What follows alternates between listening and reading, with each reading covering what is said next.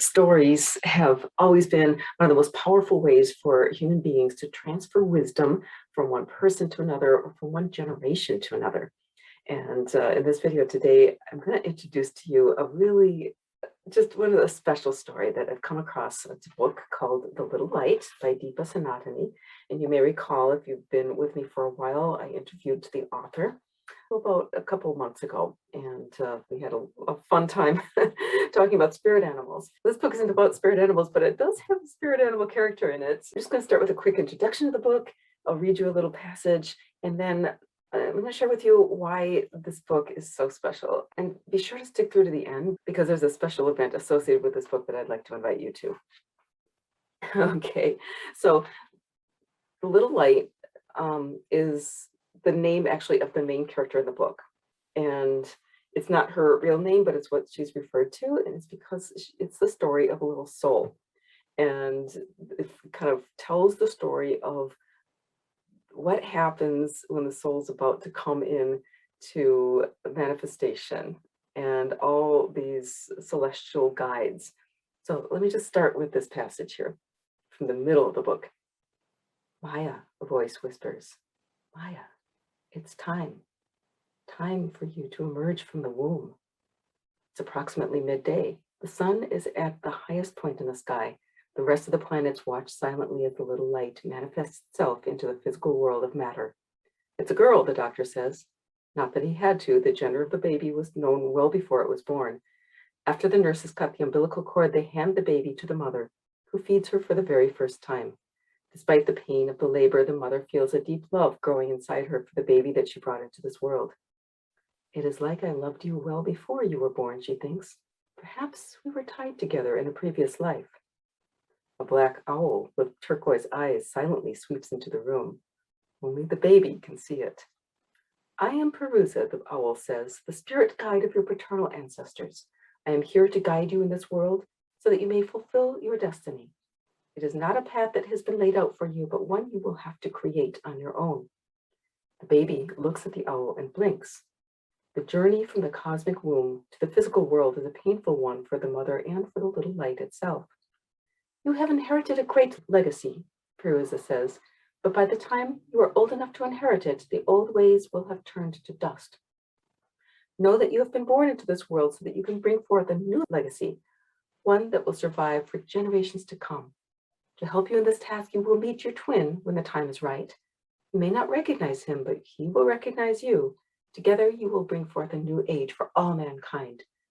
But for now, sleep, little one. The baby closes its eyes and falls asleep. Maya, voice whispers, Maya, your time has come. Okay, so there's a lot that happens in the story before we even get to that point of birth. Okay, so when the story first begins, she has a couple guides that kind of usher her in, and then she's brought into the space of this cosmic womb. And the planets all come in and they have a party. And during this party, we get to learn the kind of the personalities of each planet as they bestow their blessings upon this little soul. And I just have to say that I found it to be a very both entertaining, but also extremely informative way to learn about the planets.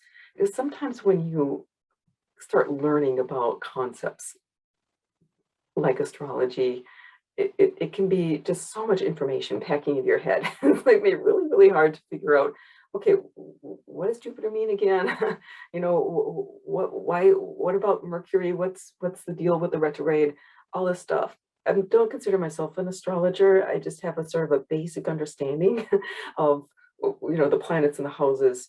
So to me, this was a very, very easy way for me to start to understand the planets at a deeper, more visceral level. And then all the interactions between the planets were, first of all, really entertaining. And second, she used the story in an amazing way to both tell the story and to help us to understand what the dynamics can be like between planets. So it was like they were actually embodying the aspects and and the chart of this little soul.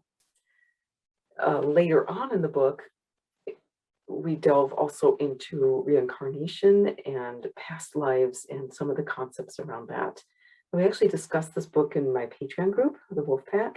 And in fact, it was one of my Wolfpack members who suggested that we read this together. And it was just everybody just really, really enjoyed The Little Light.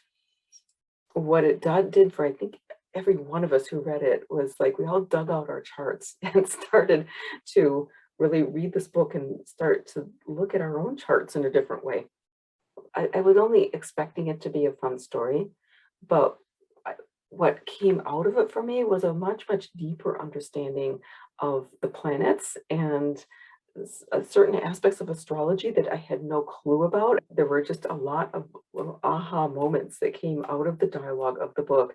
And it was like, oh, now I understand what the north and south nodes are. And it really sparked a big stream of inquiry for me looking into my charts, and it just kind of popped up all sorts of like, wow, I suddenly realized this about myself, or that explains all the stuff that I had been really kind of clueless about before. So Dipa tells me that the book is actually written for a younger audience. A lot of people have been purchasing the book for their children or grandchildren, as just, first of all, it's a fun alternative to a lot of the really dark stuff that's being marketed to that age. Also as an introduction to astrology. But I think any age could really appreciate this because it tells you so much about yourself. So if you are interested in this little book, check it out.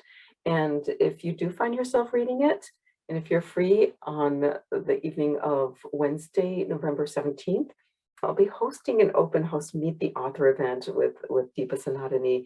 And we're just gonna have a book discussion about The Little Light. You are welcome to join. It'll be free of charge. And I would love to see you there. If you do read the book, post a comment below. I'd love to hear what you think. And as always, remember, you were born to be free.